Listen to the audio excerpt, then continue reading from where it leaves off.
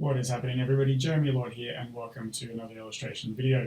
In today's episode, we're going to be taking a look at Photoshop and very simple brush settings. So let's get stuck into it.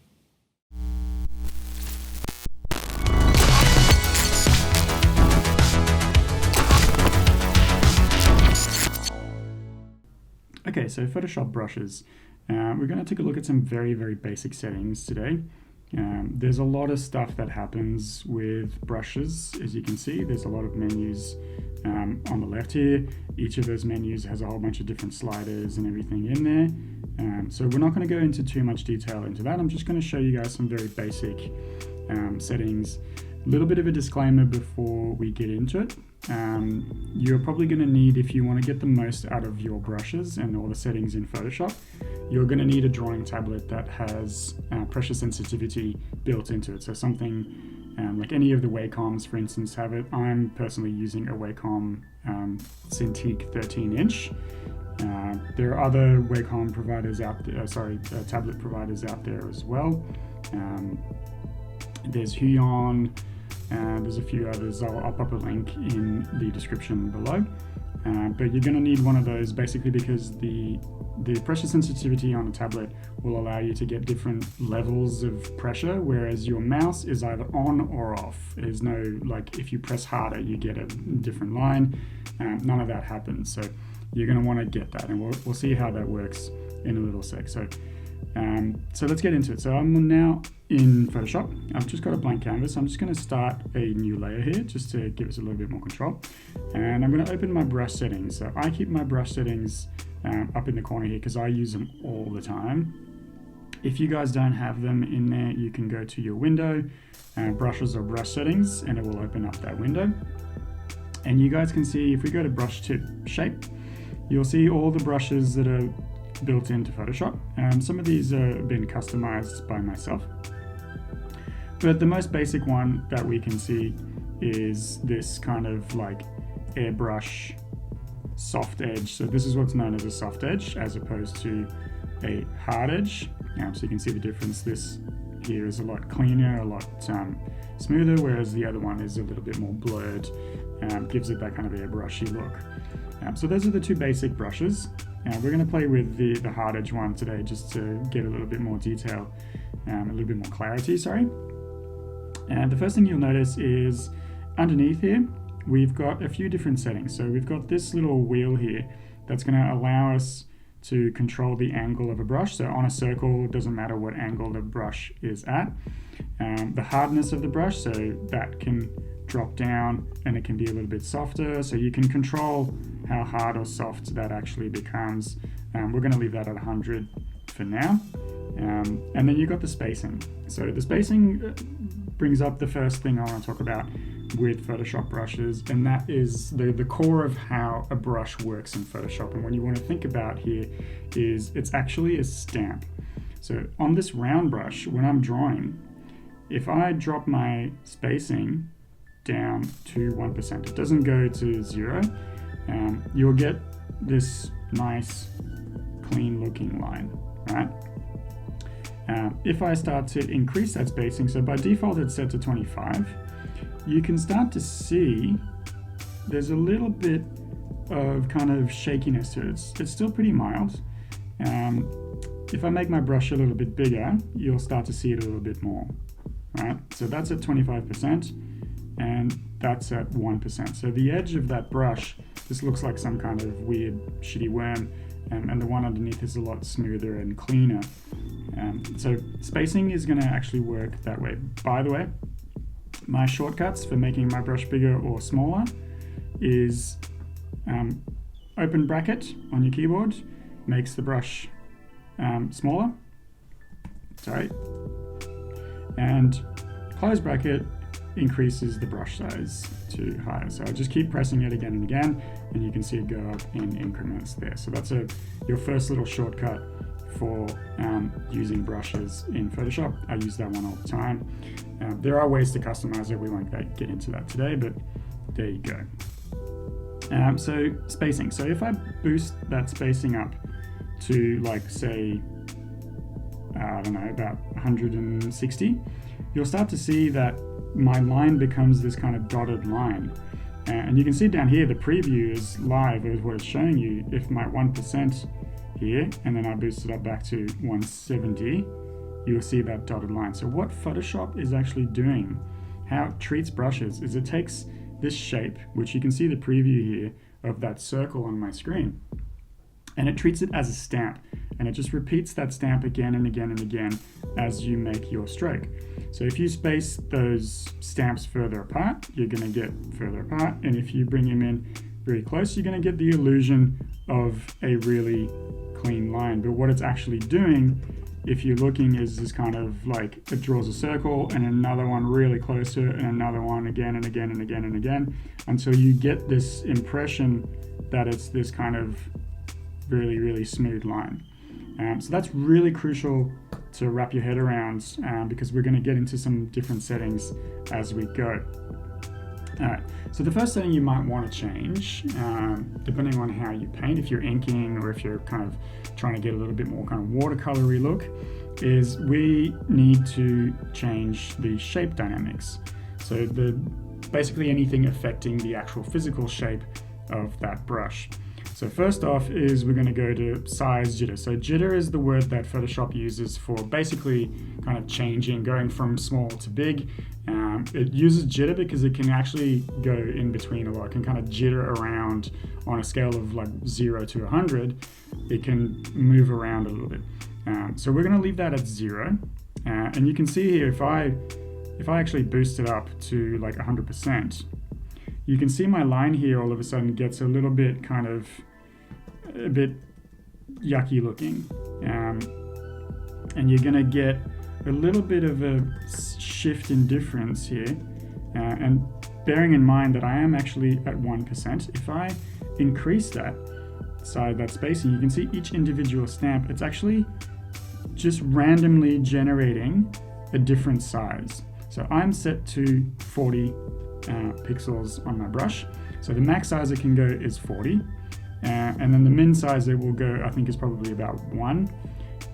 So you'll start to see this kind of thing happening. So again, this could be cool if you're drawing like some like drops on a window and you just need to have different sizes really, really quickly. So again, you can either make a stroke and it'll do this, or you can just keep tapping the thing, and every time it drops that stamp on, it's going to be at a different size because I've boosted in my shape dynamics the size jitter to 100%. So it's really kind of flipping around in between all the different sizes.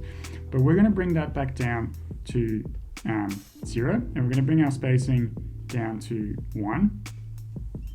And so again, that's in brush tip shape and then shape dynamics. And we're actually going to look at the control. So what is the thing that controls the size? If you leave it off, Photoshop, as you saw, will just play around with the different sizes randomly. But you can decide what kind of control you want to have on that size. And what we normally do is we use pen pressure. So this is where you're going to need a pressure sensitive tablet or device like a Wacom, because what it's actually going to do is it's going to determine the size of the brush will be determined by how hard you press down. So again, in my stroke, you can see, for instance, as soon as I've turned that on, it's gone from this like very uniform size to a preview of very tapered edges. And so that means that if I press down very lightly on my Wacom, you'll get a thin line, and if I start pressing down progressively a little bit harder, it's going to get a little bit thicker and then lighter again as I press down a little bit less. So this is something that I use all the time whenever I'm making a piece. So for instance, here's a piece where I've done some kind of digital inking, and you can see I've always got these kind of tapered edges around it as well. So I use that quite a bit.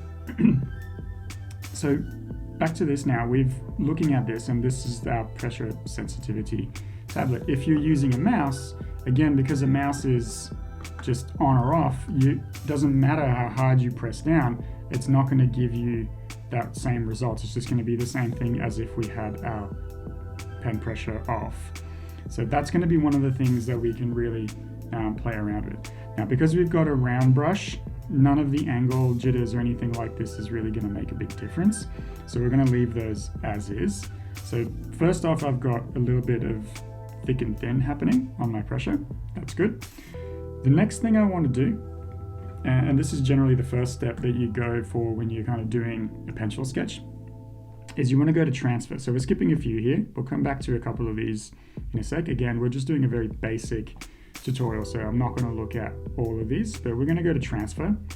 And transfer, again, determines our opacity, sorry. So opacity here at the moment is off. So again, if I do the opacity jitter at 100%, you can see in my preview down there that anytime I click, it's going to give me a different darkness of that line. So if I combine that, say for instance, with something like size jitter, I'm going to get a different size and a different opacity every time I click. So again, depending on what you're trying to do, this could be a really cool effect. So I'm just using my mouse here to click, or my Wacom just to point once. With a Wacom, it can be a little bit harder to just get that one click. But there you go. So that's the two combined together. So if I go back to my pressure sensitivity, I'm just going to bring that back down to 0. And again, I want that to be determined by my pen pressure. So on the control, I'm going to say, please make that pen pressure, and I'm going to make that again, same thing here.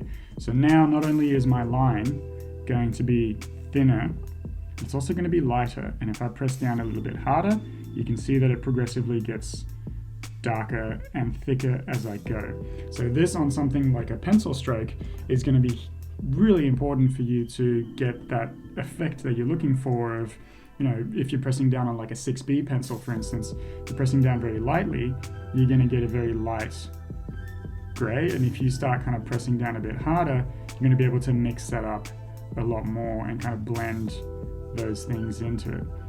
So it's just literally playing with the opacity of your brush, which is how opaque, how see-through, if you will, your brush is. So those are your two basic kind of tools. And if we go into Photoshop, I'm going to show you how this kind of looks now on a pencil brush, because that's all fine and good on a round brush. But let's go with something that's not a circle.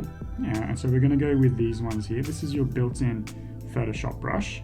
And I'll turn off all the options, and you can see again, it's giving me the preview of what this brush looks like.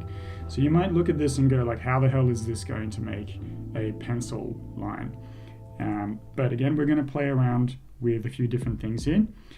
So first off is we're going to maybe increase the spacing a little bit, just so that we get something a little bit more kind of rough and rugged on the edges, less of this kind of, this is cool if you're kind of doing a brush stroke or a marker or something, that's going to work really well. But again, we're not necessarily looking for that, so we're just going to give it a little bit more spacing, say about like 14%.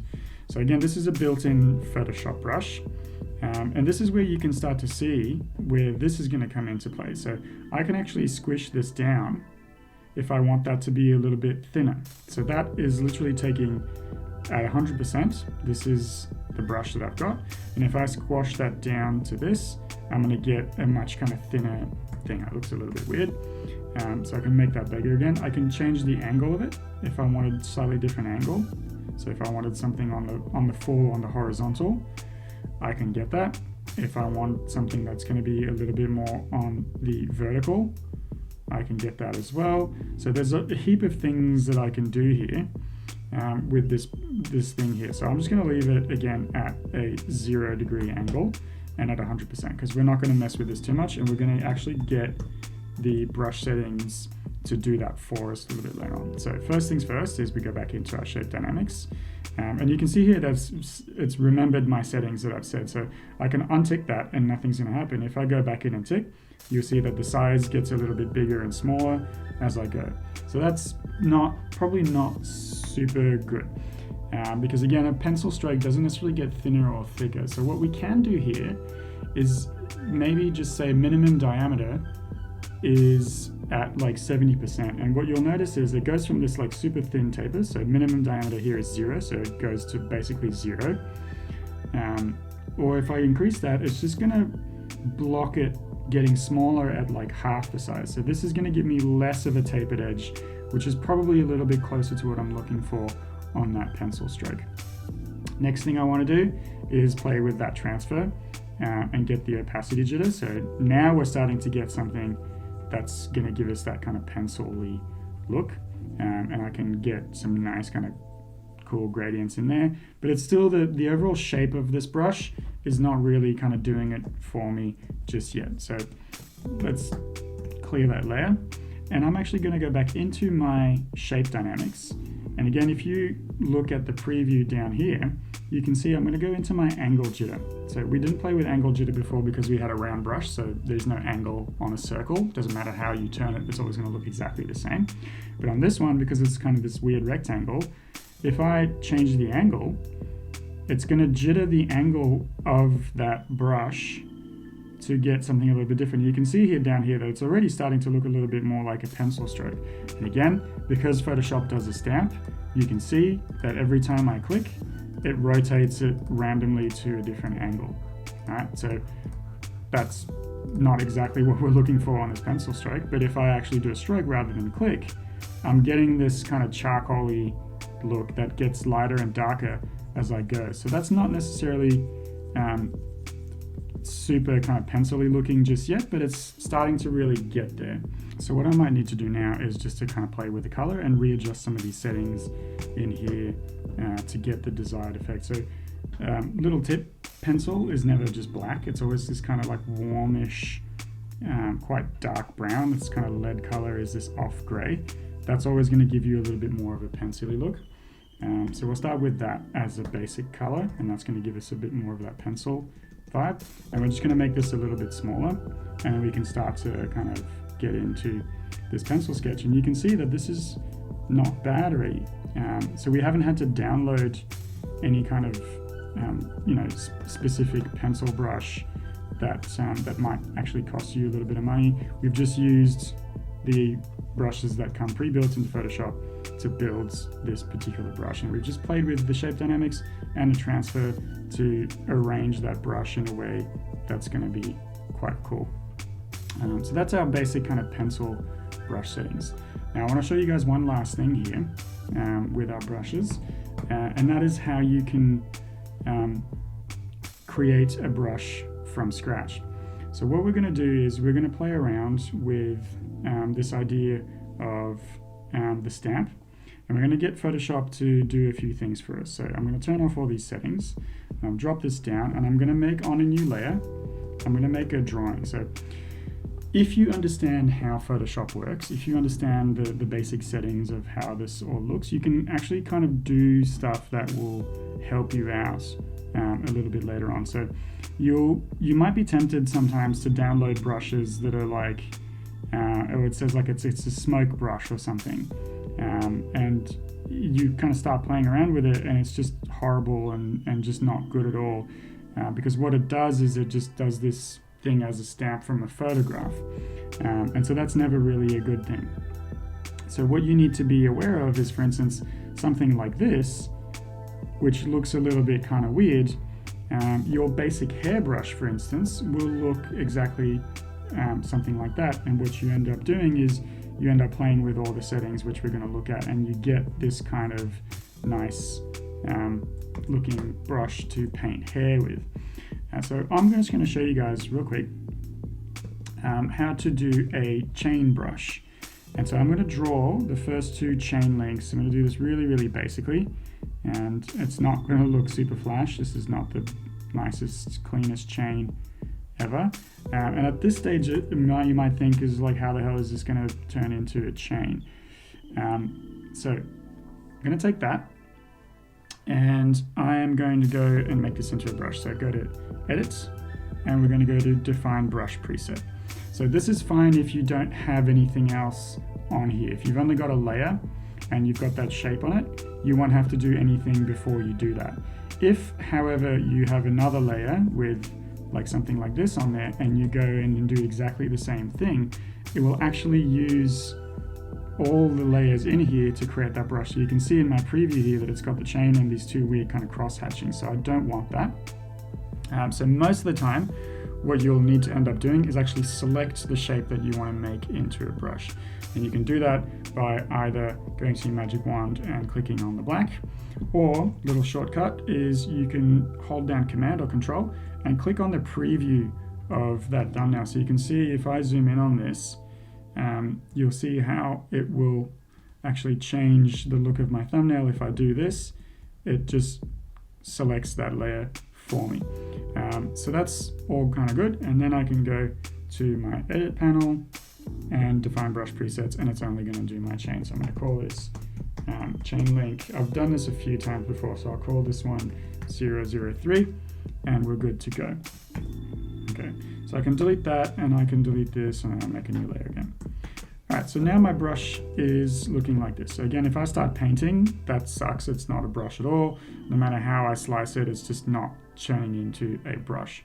So again, I need to get Photoshop to work for me, and that stamp system will do just that. So I'm going to space this out so that first of all, we've got each individual chain link apparent, okay?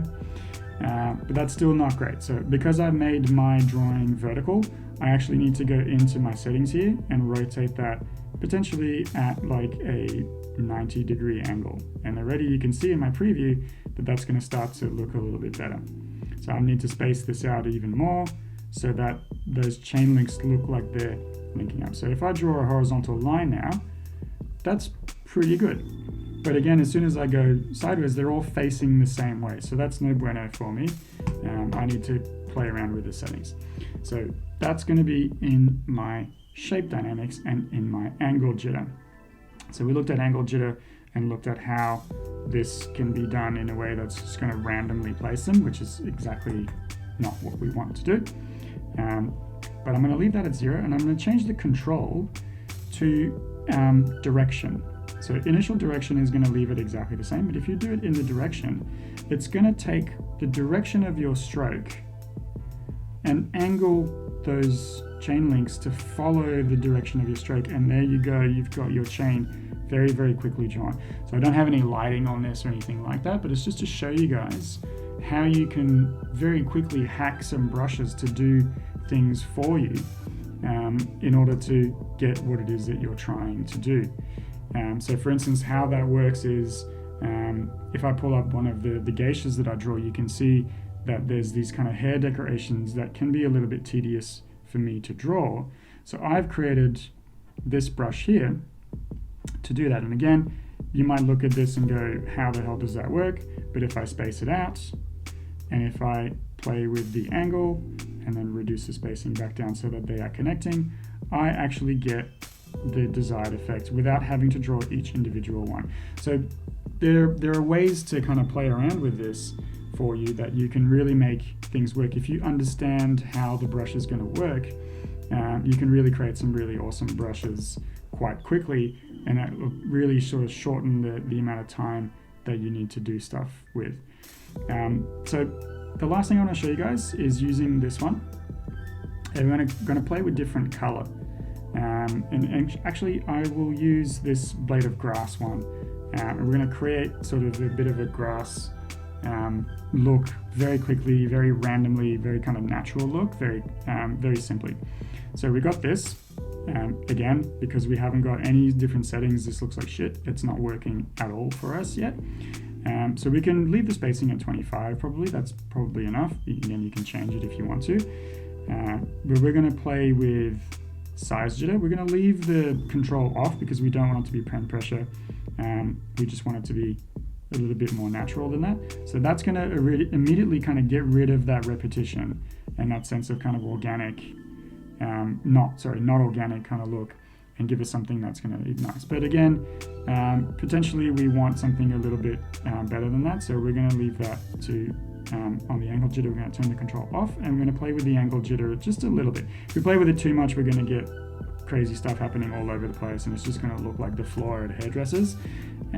So that's no good. So we're just going to bring it back down to something like this, and it's just going to give us different angles of that kind of blade of grass.